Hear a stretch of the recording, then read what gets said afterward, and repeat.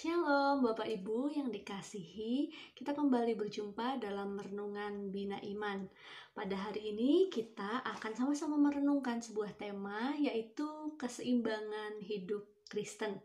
Nanti bacaannya akan terambil dari Mazmur 148 ayatnya yang ke-13. Namun sebelum kita sama-sama merenungkan firman Tuhan, marilah terlebih dahulu kita berdoa.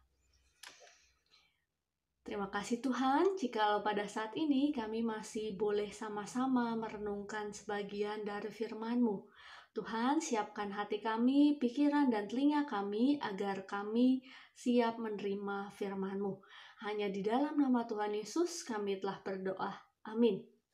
Ya, Bapak Ibu, tadi temanya adalah keseimbangan hidup Kristen. Bacaannya dari Mazmur 148 yang diambil ayatnya ke-13. Mazmur 148 ayatnya yang ke-13 berbunyi demikian. Biarlah semuanya memuji-muji Tuhan, sebab hanya namanya saja yang tinggi luhur. Keagungannya mengatasi bumi dan langit.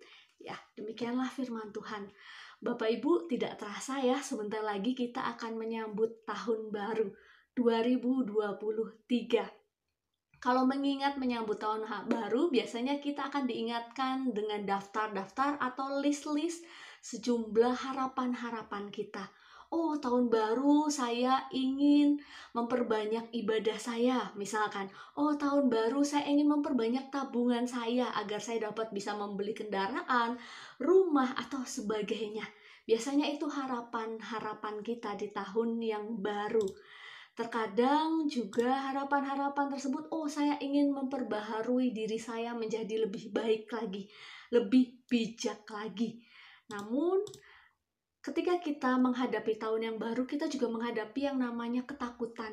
Banyak sekali kabar di luar sana, oh banyak akan sejumlah negara yang mengalami penurunan oleh karena pandemi dan lain sebagainya. Oh banyak jumlah negara yang akan melorot ekonominya dan lain sebagainya. Sejumlah ketakutan ini pun mengingatkan kita kembali. Oh ternyata kita sudah melalui pandemi ini cukup lama ya Bapak Ibu ya. Dari tahun 2020 sampai dengan saat ini. Kita diingatkan kembali Bapak Ibu ketika tahun 2020 yang lalu, ketika kita diserang oleh pandemi, ketika kita dipanikkan oleh yang namanya pandemi, kita berjuang mati-matian untuk melawan pandemi tersebut. Dan ketika kita sudah mulai sedikit berdamai dengan pandemi, mulai banyak tren-tren yang bermunculan. Anak muda misalkan bermain TikTok. Lalu banyak juga tren-tren memelihara tanaman hias yang cukup mahal sekali. Contohnya, tanaman aglonema, tanaman janda bolong, lalu beberapa jenis anggrek yang sangat mahal-mahal. Bahkan ada hewan-hewan juga yang harganya meroket naik, seperti beberapa jenis cupang, lovebird, dan hewan-hewan lainnya. Kita pun mengikuti tren tersebut, dan tanpa sadar tren itu pun mulai menurun keesokan harinya, dan seiring waktu tren itu pun ikut-ikutan menurun. Tidak terasa Bapak Ibu, hewan yang kita pelihara, tanaman yang kita pelihara tersebut ada loh beberapa yang sudah mati tidak terawat karena trennya sudah berlalu. Dan beberapa juga ada yang menjual dengan harga yang sangat miring. Dan kita tidak tahu keterlanjutan hewan tersebut bagaimana atau tanaman tersebut bagaimana. Kadang Bapak Ibu kita lupa. Di tahun yang baru kadang kita sibuk mempersiapkan diri kita menjadi lebih baik lagi, menjadi lebih bijak lagi, tapi kita lupa dengan sesama makhluk kita yang lainnya.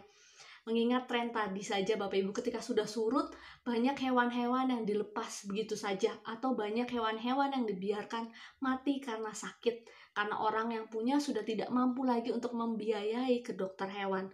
Ataupun tumbuhan-tumbuhan yang tadinya sangat mahal, bahkan sampai memicu pencuri tanaman hias, sekarang sudah tidak terawat lagi dan tidak tahu kondisinya bagaimana. Sayang sekali Bapak Ibu kalau di tahun yang baru nanti sikap kita masih seperti ini. Seharusnya di tahun yang baru pun kita menyeimbangkan hidup kita bukan hanya untuk diri kita sendiri. Oh, saya ingin mencapai sesuatu yang baik. Namun, ubahlah mindset kita dengan keseimbangan. Sudah imbang belum ya hidup rohani saya? antara diri saya sendiri dengan pencipta saya dan dengan sesama saya yang lain, dengan sesama makhluk hidup yang lain. Karena dalam bacaan kita sendiri tadi di ayat yang ke-13, biarlah semuanya memuji-muji Tuhan, sebab hanya namanya saja yang tinggi luhur, keagungannya mengatasi bumi dan langit. Bapak Ibu, kita kembali diingatkan, biarkan semuanya memuji-muji Tuhan. Di sini tidak dikatakan biarkan manusia saja yang memuji-muji Tuhan, tapi semuanya. Jadi Bapak Ibu, pada renungan hari ini kita kembali diingatkan, hewan, tumbuhan, dan makhluk hidup lainnya harus kita rawat juga. Melalui yang kita lakukan kepada mereka, perawatan yang kita lakukan kepada mereka, kita juga sama memuji Tuhan melalui mereka semua itu. Jangan sampai akhirnya kita menyesal nantinya Bapak Ibu ketika ada bencana alam yang disebabkan oleh sikap kita sendiri yang membuang sampah sembarangan, membabati hutan dan lain sebagainya, akhirnya kita menyesal sendiri.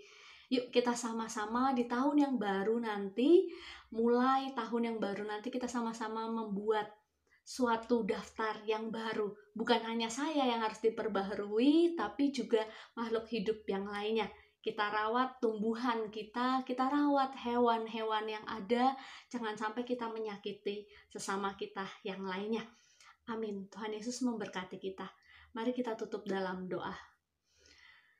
Terima kasih Tuhan, jikalau pada renungan hari ini kami kembali diingatkan, biarkanlah semuanya memuji-muji Engkau. Memang Tuhan, kami manusia diciptakan sedikit lebih istimewa dibandingkan makhluk hidup yang lainnya Tuhan, tapi bukan berarti menjadikan kami makhluk yang egois.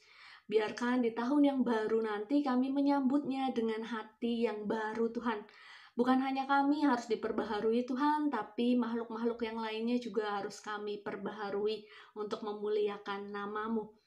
Terima kasih Tuhan untuk renungan firman-Mu, berkatilah kami hari ini, esok, dan seterusnya. Hanya di dalam nama Tuhan Yesus kami telah berdoa.